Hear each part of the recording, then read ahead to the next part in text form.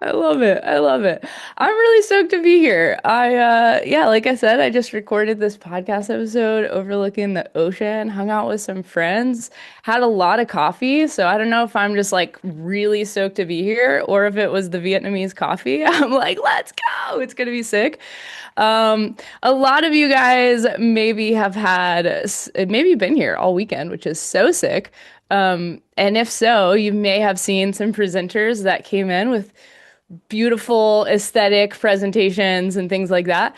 It's really hard for me to do shit like that. Like, it's really hard to get me to do shit like that. And so, if I'm honest, I kind of approach my speaking engagements the way that I do traveling. Maybe some of you guys can relate, but the way I travel is I like have a general idea of where I'm going, but I don't have like a hour by hour itinerary because I want to be open to the experience and I want to be open to actually going with the flow and seeing what comes of it. And so I'm kind of hoping that the way that this can go is instead of me having a presentation, we have a conversation. And my ultimate goal for this conversation would be two things. That number one, we have some fun and a really cool experience hanging out. And then number two, that you feel like you have some really clear stuff that you're walking away with that you can also apply to your life. And if you have your own business, your business as well.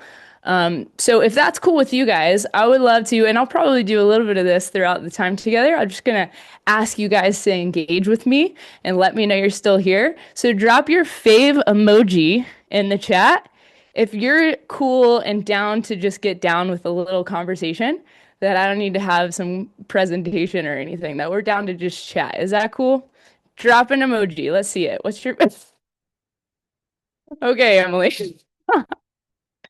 The fave emoji is an eggplant. That's so sick. Amazing. We got a crystal ball. We got a salsa dancer. We got fire. We got the eggplant. We got the twinkle. I don't know what to call that. I'm calling it a twinkle, but I think it's the stars. Okay, cool. Right on, you guys. Then, if we're down to have a little combo, I will probably just continue to create some open discussion because I'm really here to serve and support you guys. I'm not here to just like yap, although I can. So I really would love to spend some time actually hearing how I can best support you based on where you're at and kind of where we're all coming from in life and business. Emily asked me to come and speak at Modern Nurse Fest on offers and flow, both things that I could honestly jam out on like forever, indefinitely, but they are really big topics. And so I'll open up with a few things and anything that you guys want to double click on, just let me know. Drop it in the chat. We can kind of expand on that together. And then I would love to provide an opportunity to actually just ask questions at the end. And maybe if we have some time, we can do somewhat of like an offer audit where if any of you guys have an offer that you're thinking about putting out into the world and you want to kind of jam out on that, like, hey, what do you think about this offer? What could be tweaked? I would love to help you guys to do that. I'll start with a little background, maybe just on like how I got here, because I feel like my life has been full of this theme, and it's really been the theme of like following nudges. When I didn't feel ready or prepared or like I didn't actually know what I was doing, I still have just been somebody that's put one foot in front of the other. And I think and this is what I tell people all the time that come into my world, when you move before you feel ready, that's when the magic unfolds. I started as a nurse at Duke University Hospital. I was working on a cardiothoracic PCU unit, and it was really stressful, like a really, really, really high acuity. Like people were coming for open heart transplants and bilateral lung transplants and all kinds of really intensive surgeries. They were coming in from all over the world to get these. And it was a really high intensity environment. And about a year in, I was like, I don't know if I want to work in this unit anymore. I think I want to like go travel. And so I actually had started to like play around with the idea of putting my notice in. And I had people all around me being like, you need 2 years experience before you travel nurse. And I'm like, really? They're like, yeah. And then I was talking to some travel nurse recruiters and they're like, yeah, it's kind of best if you have 2 years experience. And I'm like, is it impossible to get a travel nurse contract with just 1 year? And they're like, no, it's not impossible. And I was like, cool, then I'm going for it. I had no problem getting a contract. I started travel nursing. I went through a ton of interpersonal changes. I think partly because I was traveling and like exploring the world and spending a lot of time by myself. but partly because I just got out of my environment and really started to ask myself some deeper questions. And so one of the biggest interpersonal changes that I went through was actually coming out of the closet as a queer woman. I moved across the country to Southern California and took a travel nurse contract here, which is where I'm currently living. And I kind of restarted my life. Like that was 5.5 years ago. And I really feel like that was kind of a point for me. It's probably coming up on 6. That was a point for me that like I kind of had this opportunity to just have a really clean slate. I was coming from a super, super conservative, evangelical Christian like cult. Like it was really crazy. We could go into it. It's another conversation for another day, but I had a lot of people controlling my life and was in a very manipulative environment. And so I just decided to start over. I had no connections. I had no clue what would come in my life, but I came here and I met some skateboarders and I kind of started getting back into skateboarding. It was something I did when I was younger. I was sponsored when I was younger. And then I got back into it and ended up getting sponsored again here in Southern California by a few different companies, created a really amazing community. I found nurse coaching around the time that I was like, I don't think I can do bedside nursing anymore. And I started as a nurse coach and honestly immediately knew that I was on the path to like leaving bedside. Like as pretty much as soon as I saw an ad for nurse coaching, I was like, oh yeah, I'm leaving bedside. It was like pretty immediate. And so I just didn't wait. And I hired my first mentor about halfway through my certification program. And I started learning how to really make money as an entrepreneur. And I didn't even take my boards exam. I was I was like, some of you guys are really concerned with certifications and things like that. I'm telling you, I didn't even take that board exam. The reason is I was too busy doing cool shit with my life. I was building a real profitable business. I was serving people powerfully. I was starting to create some really cool stuff. And I was like, I don't have time for some exam. I don't have time for like, first of all, studying. And I'm like, I'm done with school. Why would I study for something again? And no shade on like the certification exams, literally like zero shade. It's all love. Just wasn't for me. I was already starting to do some stuff in my business. And I was particularly working with people in the microdosing space. And so I really didn't even want to mingle my nursing license with the work that I was doing just because it is kind of, it's an underground space and there's still some liability there. So I just wanted to fully separate the two. I didn't take my exam. And now what's crazy about all this is I am out earning by far what I was making as a travel nurse, working about 15 hours a week. Why am I telling you all this? Because the theme of my life, and this is really what I want you guys to hear, the theme of my life has been getting in motion before I felt ready and not waiting for anybody else to give me permission or make me feel qualified enough or make me feel certified enough or make me feel like I have enough credentials to actually start. I just started. I just moved. I just got going. I just put one foot in front of the other. And if we can actually adopt this mentality that we have an idea, we're inspired, we know what we want, and we're willing to get after it, there is literally nothing that you cannot have. Like there is nothing that you cannot pursue and get after. And I think what bums me out about this is a lot of people are going to be on their deathbed saying, I wish I would have. But I can tell you guys with certainty, that's not going to be me. It's not going to be me. It never has been. It never will be because I've made courageous decisions throughout my life to get to where I wanted to go. And I think a life worth living is one that requires a lot of courage. Some of us aren't being courageous enough. We have some things, we have some desires, we have some stuff that we know we want, a vision for our future, but we're not being courageous about it. We're not actually putting one foot in front of the other and actually taking steps to get there because we're worried about what other people are going to think, or we're worried about it failing, or we're worried about looking like a fraud. There is a lot of people ask me, how do you deal with like haters on the interwebs? Like when you actually start to overcome this visibility fear, like, and start putting yourself out there, how do you overcome some of that stuff?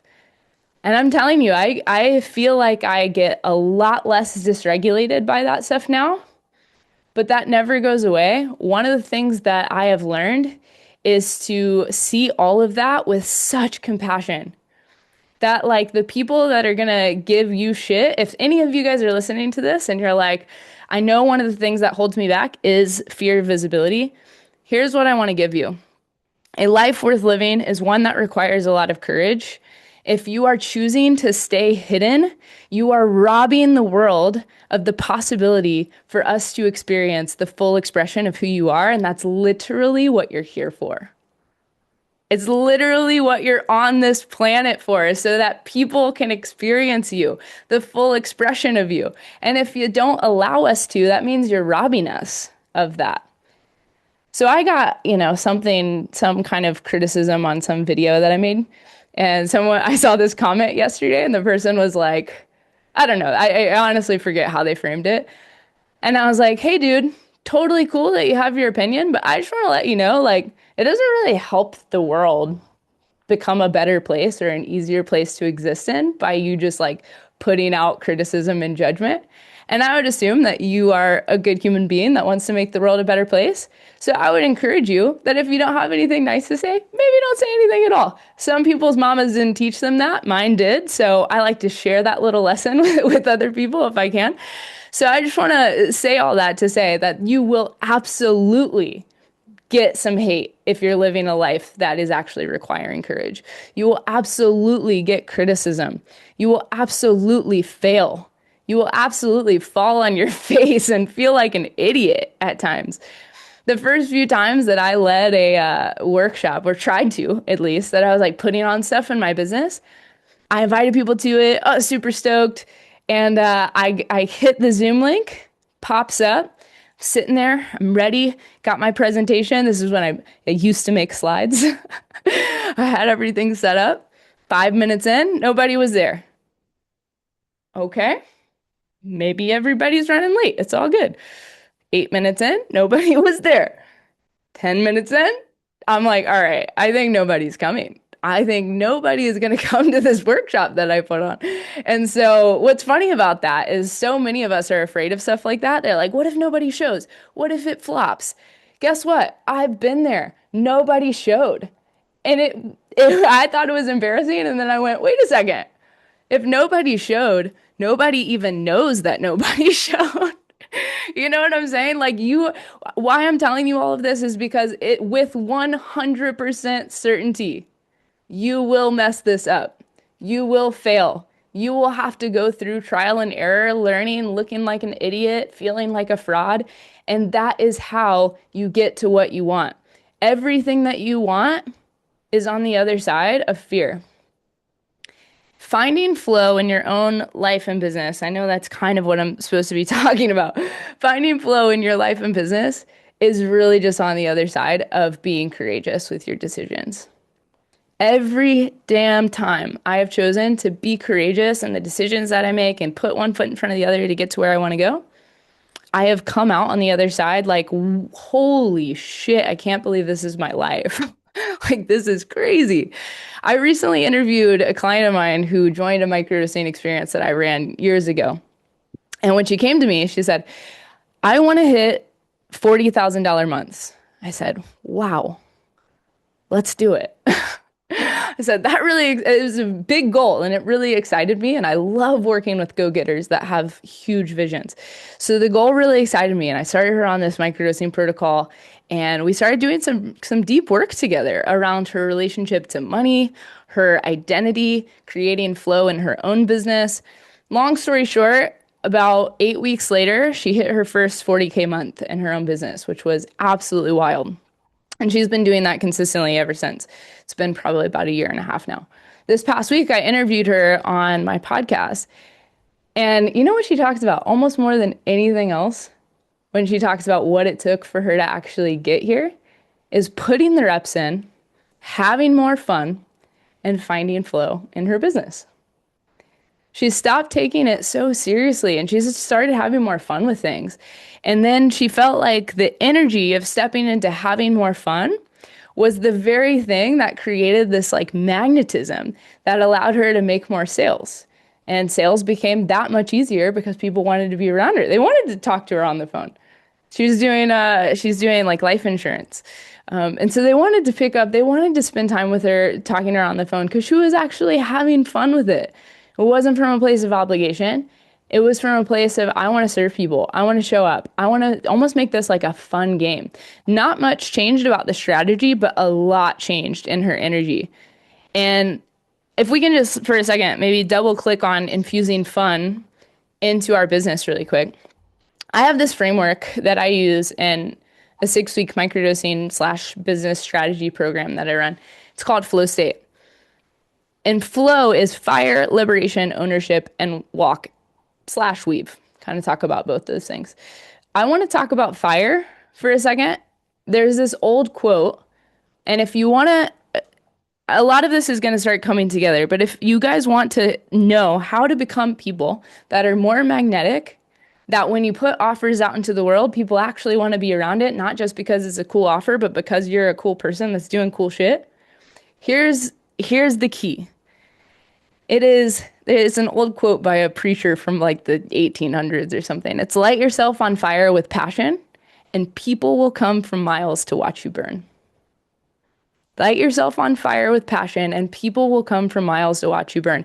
People are drawn to passion. I'm seeing the eggplant emoji. I cannot. The eggplant emoji gets me, you guys. Um, People are drawn to passion.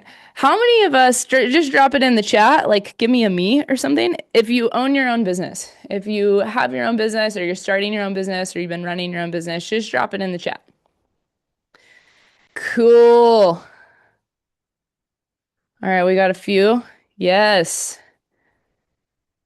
All right, we got some people. We got some business owners. Let's go, business owners. Give it up for yourselves. Great. So, how many of you guys can feel like, and again, just give me like a yes or whatever in the chat if you feel like sometimes getting clients can be a struggle? Any of you guys feel like it's like sometimes tough to get people to come into your world and find out about you and the cool work that you're up to? Yeah. All right, I'm about to tell you guys how we can make this a little bit easier. If you live a dope life and you do dope shit, people want to be around that. You would have an easier time getting clients if two things happened. Number one, if you had a better offer and you knew how to talk about it, which we're going to talk about here in a second. And number two, if you just had more fun in your life and actually shared it with people. Some of you guys might be living a really dope life, but maybe aren't like sharing it with the kind of passion that would actually magnetize people to it and be like, I want to be around that person. I'm here to talk about both those things. We're starting with the fun and the flow piece because I think that is a foundation for everything else. Like, honestly, none of the other stuff strategically matters for squat if you don't have this piece down. Most people want to live a dope life and do dope shit, but if you aren't an example to them of what is possible in their own life, if you aren't living a life that is hope for what they're trying to get to as well, why would they want to pick you as a mentor or a guide?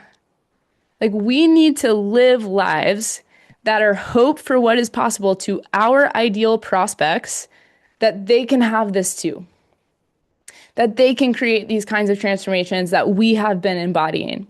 And if you're not embodying that stuff, that's where to start. Forget about the business strategies for a second. Like, if you haven't yet embodied the person that you need to be to like actually magnetize the people that you're trying to serve, that is the only thing that you need to be focused on, period. There's literally nothing else for you to be thinking about in your life outside of how do I become the person that would create the results that I'm looking to create. If you have the credentials, that's awesome, but that does not get you the people that want to be a part of your world. Credentials are such a small, if not like zero piece of this, at least in my experience. I've had virtually no one ask me what my credentials are in this space because it really doesn't work that way. I want to work with cool people doing cool stuff that I want to do. And I know that that's also why people want to work with me because we are naturally drawn to passion. We are naturally drawn to people that have a magnetic energy. Leah's the person I was talking about that I was interviewing for the podcast.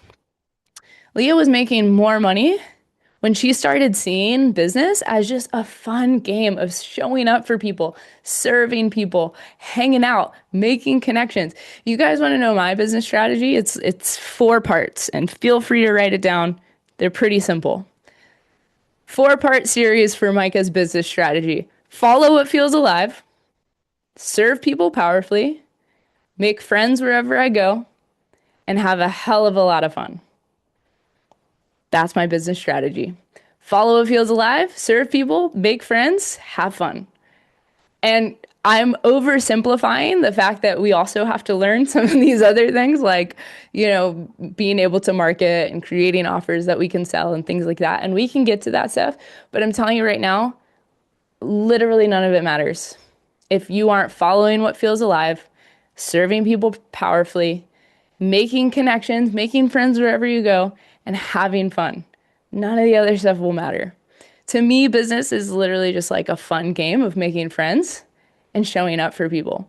I really believe money is just like a number that we assign to energetic exchanges and that of which we value. And so I know the more connections I make, the more opportunities I have to create that energetic exchange of value. And the more energy and value I share, the more money I make. This is my whole like way of seeing all of this. And I would rather teach you guys how to think than what to do because there is no what to do. There's literally no cookie cutter formula to this stuff. As a business mentor, that's a really hard reality. That's a really hard truth because it would make my job so much easier if I could be like, just follow these steps and you'll be good. But it's like the reality is what works for you is probably different than what works for me and anybody else on the planet because you're different than I am. We're all different people. We have a unique design, a unique wiring that makes our skill set and passion and knowledge vastly different. Don't just do what works for me. Find out what works for you by making this a fun game of trying stuff and putting yourself out there and making connections and serving people in different ways. If you do not quit, you cannot lose. You will eventually land on something that you're like, oh, I think this is it. I think this is it. Drop a 1 in the chat if you know the Ikigai, if you know that framework. Does anybody know of Ikigai? Cool. We got one that knows Ikigai so far. Ikigai is this, nice, we got some people. So Ikigai is a Japanese term that essentially means your reason for being. And it's the intersection of what brings you to life, what you're good at, what the world needs, and what could actually sustain you, AKA what you can be paid for. And I believe that if we can find that intersection, that's the offer. That's the offer right there. Again, like I know some of this stuff might feel oversimplified because I'm totally oversimplifying it right now because it'd be very hard to dive into all of the nuance in this like hour-long talk. But I want to really help you guys to understand that if you're looking to find flow and a monetizable offer in your business, it's about looking for the intersection of what you're good at, what brings you to life, aka the stuff I was talking about earlier of like following what feels alive, trusting that, following that, finding out if people are actually willing to pay for it, because that's a really important part. Because just newsflash really quickly for all of us, if you can't figure out how to monetize this, you can't keep doing it. It won't be sustainable. And you're not going to have the impact that you want to have on the people that you want to have it on if you can't figure out how to keep going with this. So that's also really important. I think it's really like a huge piece of the puzzle that we figure out how to create offers from that intersection, from Ikigai, and then how to get them in front of the right people, how to nurture those people and warm them up to us, and then how to get them to actually want our stuff so we can create the impact that we desire to. So let's riff on that for a second. I want to talk about offers. I had a client, her name was Julia, and she came to me and she's like, my God, I'm not making any money from coaching. This was probably a little over a year ago. I said, okay, tell me about the offer. She's like, well, I coach people with ADHD. And I said, okay, to do what? She's like, well, I guess I kind of help them with like time management and focus. And I'm like, and what do they want that for? And she's like, I guess so they can like get more done. I'm like, well, what do they want to get done? So I'm like asking her all these questions because like the offer is vague. You guys might be hearing that and being like, ADHD coaching, that feels pretty specific. That feels pretty niche. No, it was very unclear what was actually on the other side of working with her, which is what I like to help people get to is like, what will people actually experience on the other side of going through a mentorship with you, going through this, you walking a path with them that maybe you've walked before. And so we've riffed on this for a while. I'm like, well, who do you like being around? Like, who do you like serving? And she's like, I really like working with like musicians. She's like, I'm big in the EDM scene. I love like raves and festivals and all kinds of stuff like that. And I said, cool. So like, what are some of the people that are in that scene? And she's like, DJs and producers. I'm like, great. What kinds of problems do they have? She's like, honestly, ADHD. And I said, and what does the ADHD prevent them from doing that they really want to do? And she's like, I think it's finishing tracks, booking shows, and making a real career out of this. And so she went from I coach people with ADHD, not a clear offer, to I help DJs and producers finish tracks, book more shows, and make a real career out of this by overcoming their ADHD. All of a sudden, crystal clear what she does and who she serves. She's solving a real pain point for a real population that has a real problem because it's preventing them from getting to this overarching vision that they have for their lives, which is being able to finish their music and book shows and actually make a career from DJing and producing, which you can't do if your ADHD is so debilitating that you can't even finish your music. And you can't book shows if you don't have any tracks to perform. And if you can't book shows, then you definitely can't make a career out of DJing and producing. So all of a sudden, we have this clear offer. And then I helped her create this workshop that she could start to get in front of people. She presented that workshop, I think later that week. It was no more than like 2 weeks later. 5 people signed on to her coaching program from that workshop. And that, so literally within like 2 weeks of completely revamping her offer and getting it in front of the right people, she had 5 new clients. Today, she now has a team member that she's hired. She's vending at huge EDM conferences. She's, I think, in her 5th or 6th cohort of this program that she created called ADHD Beatmakers, which is so sick. And so there's this huge progression that happened for her. She was coaching for 3 years before she came to me with this, like, I'm not making any money from this. What do I do? So for 3 years, she went at this with a vague offer, really not making any money. And then within a week or two of revamping the offer, I think made more that week than maybe the entire 3 years before. I mean, absolutely crazy. My point here is that there are some really strong ingredients to having a clear offer that we're missing with Julia. The very things that we then infuse to help her get to where she is now. So I want to go over those with you and kind of talk to you a little bit about how to structure your offer. I know that now you have the foundation of your offer probably exists in the intersection of what we talked about with Ikigai, what you're good at, what you're passionate about, what the world needs, what can sustain you.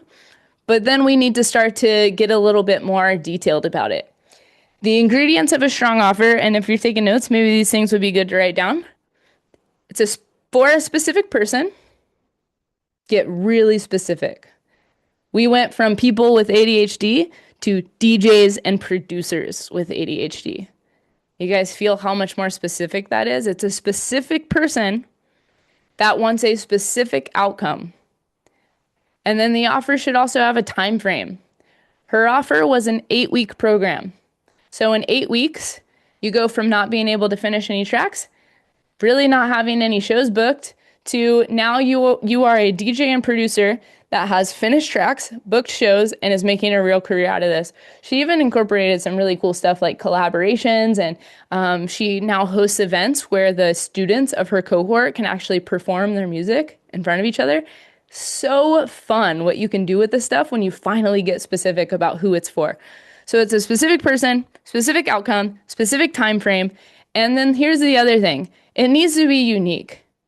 I help nurses overcome burnout 8 trillion times. I'm being dramatic. But that is not, if you guys keep putting out the same exact offers, it's going to be really hard to get people to want it because they've seen it from 1 trillion other people. We have got to come up with some ways to make this stuff unique. People don't just buy burnout. They buy a solution to a real problem that is keeping them stuck in a pain point. That is not a nice to have, but it is a need to have. This is the difference between having, I think Alex Hormozi is who talked about like the vitamin versus painkiller in offers. You can have an offer that is a vitamin. It's a nice to have. Sometimes you forget to take it because it's just not that important to you. Or you can have an offer that is a need to have, which is more like a painkiller. It's like, I just broke my femur. and I'm in pretty severe pain right now. And I'm not going to forget to take that painkiller because, like, my femur's broke and this shit hurts. It needs to be unique and it needs to solve a real problem. The last thing is, like, obviously it needs a clear investment. So how much you're actually going to charge for it. And then additionally, if you want to throw in extras, things like bonuses or guarantees, sometimes I'm a little bit reserved with that stuff because I think they can be cheesy and overdone and like sometimes just sound really like sleazy and salesy. But I think when you're first getting started, they can be helpful if used correctly. I think money back guarantees are really challenging because you really can't guarantee a person's results. So trying to do so and then guaranteeing that you give them their money back if they don't get the result is tricky because now it's like, oh, well, even though you didn't show up and you never did any of the exercises or homework that I gave you and you never actually took action in any way, I told you I'd give you your money back. So I guess I've just wasted 12 weeks of my life because you didn't show up and I didn't get paid.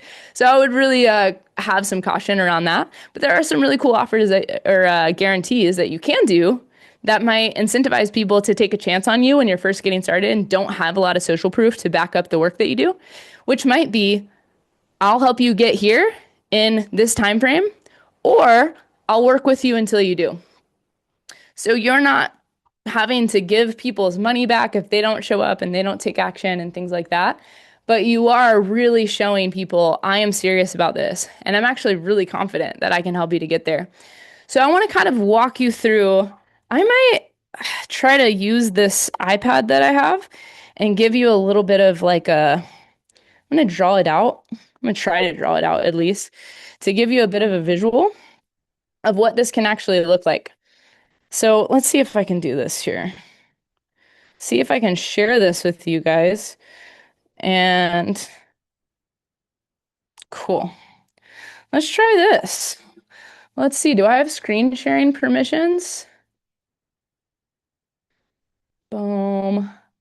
All right. Yeah, let's try this guy.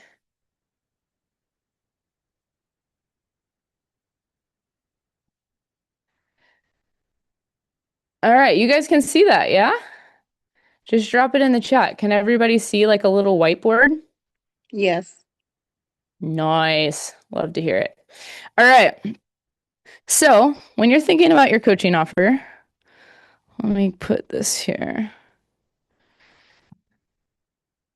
This is it. You got a person. Wow, my handwriting is trash on this thing. So you have this person who's over here and they're in pain. This is, we'll call this present.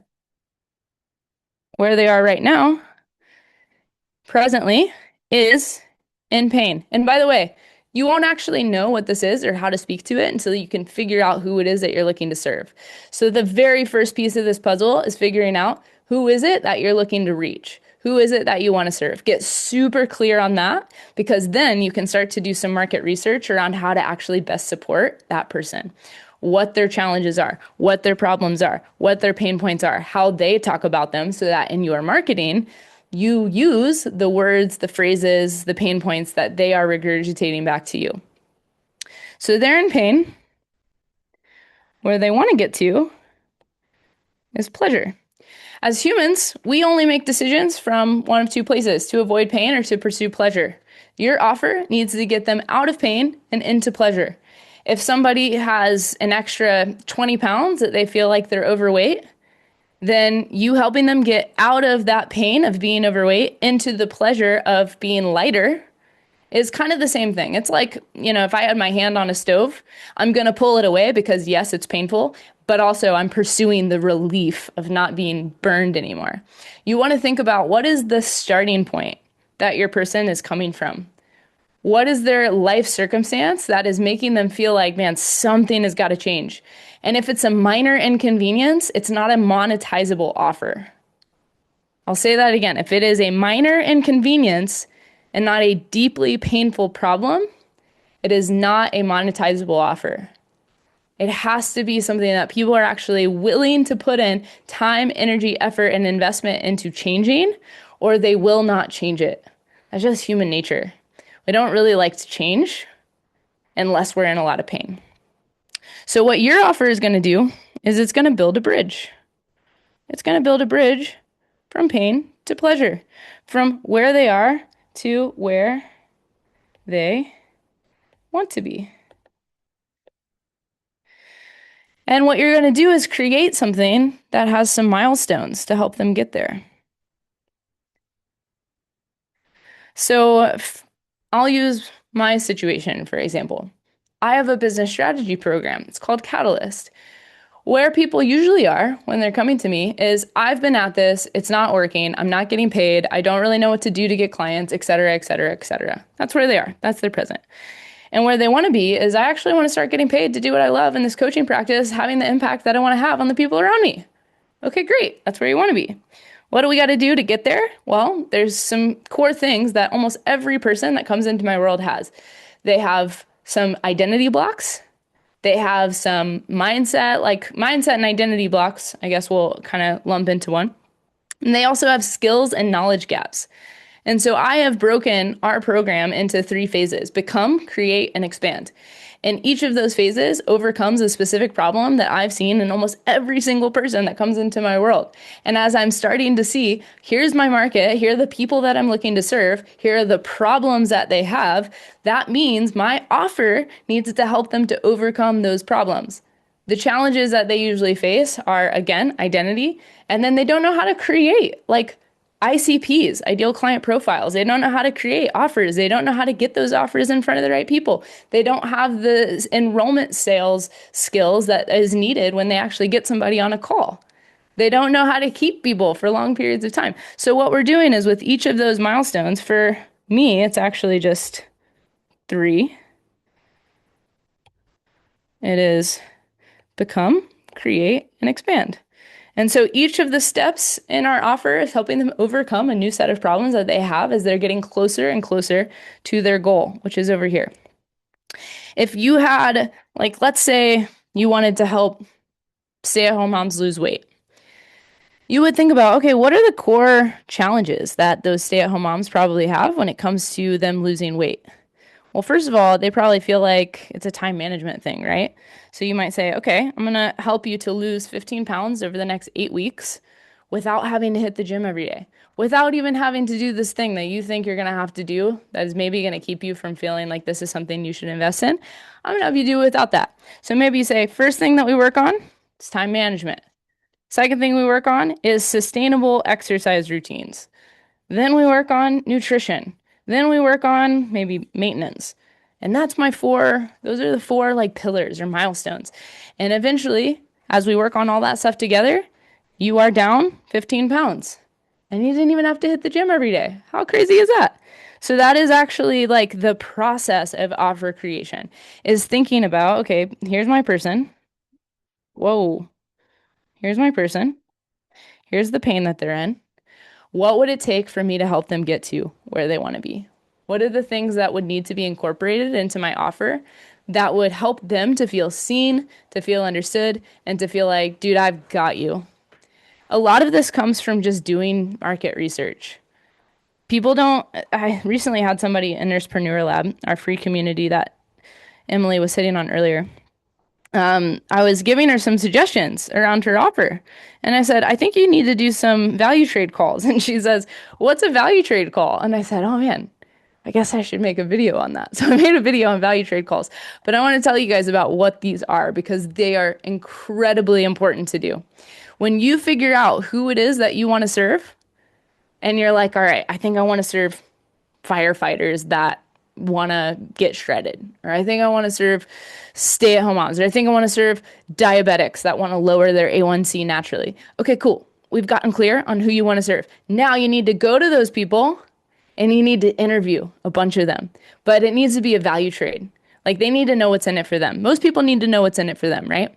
People don't just do things out of the goodwill of their hearts for strangers on the internet. Your mom might, your brother might, your best friend might, but most strangers on the internet are not going to just do something that they don't know there's something in it for them. So you need to say something like, hey, in exchange for like 30 minutes of your time, I would love to give you a $10 gift card to your favorite coffee shop. There's nothing for sale on this call. I just want to pick your brain around this offer that I'm looking to bring to life. And if it feels like something that would support you, we can always talk about that in another call. But again, there's nothing for sale on this call. It's literally just to figure out if I'm moving in the right direction with the idea that I have. And you're going to interview maybe like 5 to 10 people that are your ideal client. If you're looking to create an offer for diabetics that want to lower their A1C naturally, you need to get on with 5 or 10 diabetics and be like, what have you tried already? What are the core challenges that you're facing? What's the like biggest like what's the emotion? What's the like driving emotion that's causing you to want to actually change this in your life? When you find out all of that information, what you'll see is some patterns in each of those interviews. You'll start to notice, okay, every single person that I've interviewed has said this thing, or every single person has already tried this and it didn't work for them. So that means it's my job to develop an offer that can clearly articulate my thing isn't just another version of that. It's totally different. And here's how it's different. The way that we're doing that is by getting clear, again, on who we're serving and on the exact problems that they're telling you that they have, not the ones that you think that they have. This is why it's really important to get in value trade calls, because you might think, oh, I'm going to create an offer and we're going to do this and I'm going to work on this with these people. But you might find like, oh, that's not actually what they want. And it's not actually what they would pay for. By the way, one of the like really good questions that you can ask is how much would you expect to invest in a program that helped you to get to this outcome over the next 8 or 12 weeks? That will give you a lot of really good data. Because if you have people being like, I don't know, I'd probably pay like $10 a month, probably not going to be a sustainable offer for you, right? And you could be in front of the wrong people, like people that just don't have the money, or you could just be really off in the offer. And you're going to get a lot of that information by doing some of these value trade calls. Who of us knows about P90X? Anybody remember the P90X offer? That was like, I don't know, 15 years ago or something. Just drop it in the chat. Give me a 1 if you remember P90X. Cool. Yeah, P90X crushed. I'm not even gonna lie, you guys. Like P90X was like an offer that crushed because it was for a specific person with a specific outcome in a specific time frame, and it was kind of unique, and it also was like a decent investment that people were willing to pay for. The offer in P90X was get your dream body in 90 days without having to even hit the gym. Like you can just stay home and you can put on this video and you can get your dream body. The value of that offer was skyrocketed in people's minds because of 2 things. It was an outcome that they really wanted, getting their dream body. I'll actually say it's 3 things. It was an outcome they really wanted in a time frame that was like really appealing, like in 90 days. That's pretty sweet. And then it also promised that they wouldn't have to do something that they really didn't want to do, which was leave the house or go to the gym or become a gym bro or whatever. And so the perceived likelihood that they could actually achieve the outcome increased because of the way the offer was structured. If you have, and there's a value like formula that Alex Hormozi talks about in $100 million offers. By the way, you guys, just a quick side tangent, $100 million offers is free on Spotify Premium. If you have Spotify Premium, there's a lot of really incredible audiobooks that you just have on Spotify Premium. So a little side tangent there. I don't get any like affiliate commission for $100 million offers, but it can be a really helpful book to give you kind of a foundational understanding of how to structure offers. But there is this offer formula that the value of an offer is the dream outcome times the perceived likelihood of achievement over the time delay and like stuff that they don't want to do. So the higher the time delay or the higher the stuff that they won't want to do, the worse off the offer is value perception wise. Or the lower the dream outcome or the lower the perceived likelihood of achievement, the worse off the offer is. The more we can increase the perceived likelihood of achievement by saying, hey, you won't have to do all this stuff that people on the internet say you have to do to get to this outcome because I've created this new way of doing it, then you have increased the trust that your thing might actually help them to get there. That's why P90X crushed. Because it was like, dude, you don't even have to leave your house. Like, I can help you get your dream body in 90 days just watching these videos. The last thing I'll say about offers And then we'll kind of, if we have some time, maybe do like quick offer audits or Q&A, wherever you guys want to take it from here. The last thing I'll say about this is people really don't buy coaching. They buy coaches. You are the offer. Again, if you are not in a magnetic energy that people actually want to be around, you can have the sickest offer known to man and it won't matter. I can tell you that much right now. It will not matter because people don't just buy into coaching. Too many of us are trying to sell like coaching packages rather than selling people on the transformation, the outcome that we're helping them to get to. And that's why it's so hard for you to get clients. And that's why it's very difficult for you to share the value that exists within the thing. I talk about this a lot that sometimes when I see people, they have an offer, they're talking too much about the process, not enough about the promise. So they want to tell people, I'm going to help you with your mindset and these limiting beliefs and all of this stuff. Yeah, that's the process. But what are you going to help them overcome that stuff to get to? Because a good fitness coach, somebody that maybe is helping people, get off that extra 15 pounds or whatever, they're going to work on mindset. A good fitness coach is absolutely going to help you with that. A good fitness coach is absolutely going to help you with nutrition and habits and your routines and your sleep and all of those things. But that's just a part of the process. If they were to be like, hey, I'm selling this coaching offer and I'm going to help you with your mindset and your habits and your routines and your sleep and all of this stuff, probably wouldn't sell that well. But if you're like, hey, I'm going to help you to lose 15 pounds in 8 weeks, that would do well because that's actually a tangible outcome that people actually want. Now, how you're going to help them get there is, of course, all the things that we just talked about. But people don't necessarily need to know the entire process. Too many of us are trying to sell the process over the promise, and we need to be actually talking more about the promise, talking more about the vision, painting the picture of what is actually possible in our prospects' lives if they create this transformation. That's what good marketing does. You are the offer, but you have to demonstrate in your own life hope for what is possible for another person to infuse into their own lives. And so if you are embodying the very thing that you're talking about, the transformation that you're helping people to get to, and the vision that they have for their lives and their future, that is where we need to start. We need to start by adjusting your lifestyle. I'm really big on lifestyle design. Dig into where your life needs to be adjusted so that you are actually showing up in your best energy with magnetism, with joy, with passion, with excitement, with feeling fully alive because you're obsessed with the life that you're living and the work that you're doing. You're doing dope shit, making dope connections, living a really dope life. You know what I'm saying? That's what it really comes down to. So if we have some time, and Emily, feel free to share if this is okay.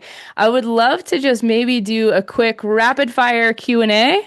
And if anybody has like an offer that they want me to audit as a part of their specific question, we maybe can just jam out on that for like the last 10 minutes or so. Is that cool? I'm waiting for the boss lady. Yes, let's go. Now is the time. Cool. Boss lady says that's good. So if anybody, I don't know if everybody is like allowed to even come off mute or how that works, but if you can and you have a question, feel free to come off mute and we can kind of jam out a little bit on what questions you have, how I can support you. If you have an offer that you want me to take a look at, we can do that together as well. You guys get off the toilet and turn on your video. Actually, if you need to finish up, that's fine, but don't turn on your video if like your own OnlyFans is like playing in the background or Yeah, something. please. We don't need that. We don't need that. I mean, I could handle that. I think that'd be kind of funny, but yes, turn it You can on. handle it. Turn it on. Turn yourself on. Let's go. It's good to see all Turn you yourself beautiful on. people. Yes. Look at all Beautiful these sexy faces. humans. Let's go. What questions do we have? Let's jam out. Are you guys just like crystal clear on everything? You got offers that are crushing? You're ready to go? No, where Ashley, can we find you? I have How a do we set up a session? question. Where do we get a consult to work with you? The best place is to just hang out in Nurspreneur Lab. I think Emily's dropped that in a couple different places in the chat. Um, yeah, feel free to come in there. I'm probably most active in school. Instagram is another one. I can drop my Instagram here. Um, Perfect. Yeah, I actually have oddly been girl crush following you on Instagram for a while. And when I saw your name come up on Modern Nurse Fest, I was like, the hell, I'm like girl crushing. So, and Let's this go. delivered even harder than I thought. So I would love to set up a session. I am exactly where you said your clients kind of are, like stuck in that weird, I don't think I'm completely niche down, and yet how do I make the offer? And like what is it that I really have to offer? I know that I'm valuable, but like where do we go from there? And so I'm Yeah. totally stoked to meet up and see what we can do. Yeah. What is the offer? I'm in the middle of, I just kind of broke it down even more recently because I was just kind of vague with all these group like 8 week packages, and I was like, what does this even mean? So in my writing container, I'm looking at like kind of a short term project, a medium term project, and a long term project. I want to help people to write their stories and their memoirs. And so I want to be able, and I've taken business courses before. And so I get the basics of like, making sure that you have the low, medium, high, and all of that. But where I have come and hit wall after wall is I really want to be authentic. I Hmm. don't want to be just AIing, emailing that out there. That's so not what I want to do.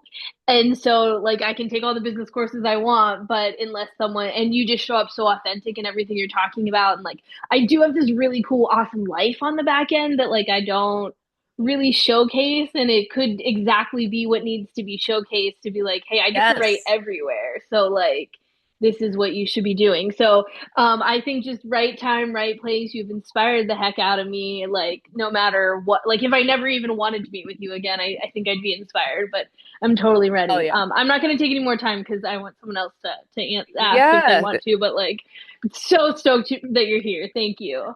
Yeah, of course. Thanks for coming on and sharing that too. I think you have a really good starting point, which is just sharing more of your lifestyle. I think as we're moving towards AI and moving into like not even knowing what's real anymore and like this weird season that we're in humanity, I think what people are going to be craving more than anything else is lifestyle. Like people that are just living a really cool life. They're super authentic to them. The mistake that people make though when it comes to this stuff is like they want to make sure they're being authentic, but what happens is they just end up in hiding. And so, That's Yep. yeah. That's what I was like, oh, well, you're never gonna get a client if you like just are a hermit. And I have this big personality and I can connect and I can do all of the things, but I'm my focus is self-care and nurturing. And Mm-hmm. so in that I think I got a little too soft with like, well, if you don't want to post on social today, you don't have to. Well, now I'm Yeah. coming back out of that. I'm like, okay, but this is a job. And so I think finding that balance, but authentically is really what I'm kind of seeking and searching and knowing like okay, well, make it fun to post about your life. Yeah, one thing I'll leave you with this, and then we can absolutely keep Yes. jamming on this stuff in the community when you jump in there. One thing I'll leave you with is do a content audit where you go through all of your content and you pick out maybe like five of the pieces where you remember feeling like passionate and alive and excited and just stoked to be sharing whatever it is you were sharing, and then start to pinpoint what's some of the common denominators. When I did this, what I found was the content that never felt like an obligation that I was stoked to be showing up for was when I was not scripted but just had an idea that I was inspired by and decided to riff on it, when I was outside and when I was moving, like walking around. My best content has usually come with those three things at kind of the core of when I was creating. And so now I'm diligent to be like, okay, like if I want to create something that is alive and makes me feel inspired and is actually exciting me, I need to make sure I'm not too scripted. I need to make sure I'm spending time outside, I'm walking around, and I'm just like doing me. Like I'm not trying to like have the coolest, sickest hooks or like some of that matters because it's like at the end of the day, if you can't capture a person's attention, then you definitely don't get to share the message that you have. And same thing with like, if you're trying to be authentic, but then you end up in hiding, just recognizing that then you actually don't get to create that impact and actually allow people to see and experience you. And so my biggest invitation to you would just be to like do a quick content audit. What's been the stuff that you created that's felt most inspired, most alive, you feel like you're in flow, and then follow more of that. Thank you, thank you, thank you. That's gold. I will talk to you soon. Nice meeting you. Nice to meet you. What is up, y'all? What else we got? Let's keep jamming. We got maybe like 5 more minutes.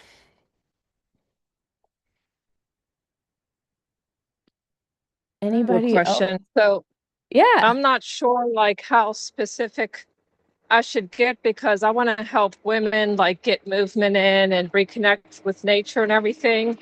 And someone told me before, like say that you help women 35 to 39, but I want to help like even, people in their, 20s and 30s, like mothers, to get Hmm. movement in and stuff. So I'm not Nice. sure like how to get like specific with my thing that I want to do. Yeah, what I will say about this is like so many people, like marketing gurus and business strategists and stuff, are going to be like, you need to get clear on the demographic. I think that can be important, but I think what maybe is overlooked is getting clear on psychographics, not just the age range, not just the gender of the person that you're looking to reach, but like how they think, how they see the world, the challenges that they have, what's keeping them up at night, the vision that they have for their future. Like if you can actually speak to that stuff more than just like you're this many years old, like I think that actually resonates deeper with people. And so I would just invite you to start looking more for psychographics, less for just the demographics, and then get really clear on what the outcome is. I understand that you want to help people to like reconnect to nature and things like that, but like they can kind of do that for free. Why are they going to invest thousands of dollars for that? That's what you need to be able to articulate by sharing, here's the offer, here's where you'll be on the other side of this experience together. And getting to that result, that outcome is worth this amount because these are the pain points that you're currently experiencing that are diminishing the quality of your life in these different ways. And it's not about just like speaking to people's pain, like we don't need to just like hammer in on that stuff. What we really want to do is create a vision, like possibility for them. We want to show them what's actually possible if they choose to live a life of courage by facing some of these things, overcoming some of these challenges, and getting to the transformation that they're looking to achieve with you. When you're talking about like incorporating more movement, reconnecting to nature, I think that's awesome. I don't know that it's something people are going to be like, yes, here's my credit card, because I'm not super clear on like why they want to do that, what the outcome is, what we're getting at here. So I would spend some time really getting super specific on what is the outcome that they want that like might come through getting, moving more, getting in their bodies, getting connected to nature. But I think that's more of the process, not the promise. You need to start getting clear on what the promise is. Does that make sense? Okay, yeah. Yeah, because like on my posts, I try to tell people like, you get more energy when you go out and walk in nature and it helps like, calm you down and everything. So like I post stuff and talk about it, but I still haven't had anybody like wanting to buy any services or anything. Mm-hmm. Yeah, are you personally inviting people or are you just like posting stuff and hoping that people will just come to you? Because that's another thing that I see. And that's the tricky part. I see so many posts on people saying, "Oh, I'm so sick of people DMing me and trying to sell me this and trying to sell me that," and Yeah, even don't like when they're friends or whatever, yeah. Yeah, So that's why I shy don't away sell from that. anything. Like I personally I don't think I sell anything. Like I don't see what I do as selling. I never sell anything. I invite. I only invite. And when I have something that I think will personally impact a person that I know is in my world, I'll just like send a voice. The other day I sent this voice note and I was like, "Hey, I'm thinking about opening up a one-on-one consulting spot. It's been a really long time since I've done that. But I'm thinking about opening up a one-on-one consulting spot. Here's what it would look like. If you're interested, let me know. And I'm totally down to like send you over some info, but I'm not just gonna like blast you with the info before even knowing if it's something that you'd be interested in exploring together." And so I tell her, and she's like, "Oh my God, Micah, this is incredible. Like, I don't know how you have such crazy timing, but I've literally been thinking about like bringing on another mentor and I feel like you just listened to some waves or something, some vibrations that you've been following. She's like, I would love some more info. Please send it over. And I had this person literally like thanking me for reaching out to them because I don't sell anything. I'm just inviting people into ideas that I had. I had an idea. I'm like, I am very like intuitive in that when I feel like I have energetic capacity to do things, that is when I want to do them. And so I was just sitting there one day and I was like, I have some energetic capacity to do some one-on-one work right now. Who would I enjoy working with? And then I just reached out to those two people and I'm like, hey, I have capacity. Here's what I'm thinking. I wanted to send you an invite. If you're interested, let me know and I'll send you over some info. By the way, we don't need to get on a call. I know you. I don't need to sell you anything. Just let me know if you're down and I'll send you over what it could look like.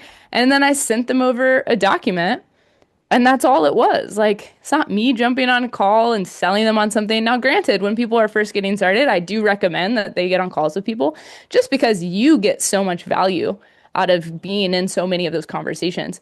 But I don't sell anything ever. I have no business trying to convince somebody that this is the right thing for them. It's not my job.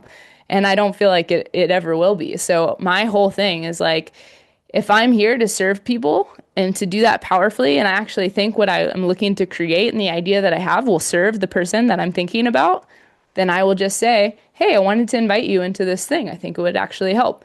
And a lot of the time, people are just grateful for that because I'm not like, let me pitch you on this new thing that I have. I'm rather like, hey, I'm creating this thing and I think it will help.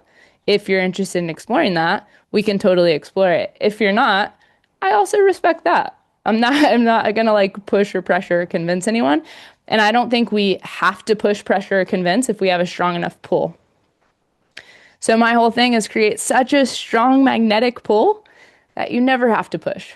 You never have to sell.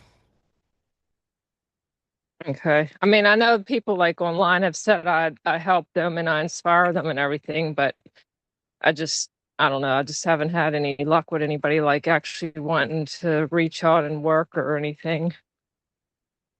Keep it going, keep taking that as data, keep making the iterations, and keep making personal invitations from like if you're in connection with people, if you're making friends wherever you go, eventually you'll make friends and be like, oh, this thing that I'm creating might support this person that I just made a connection with a couple weeks ago.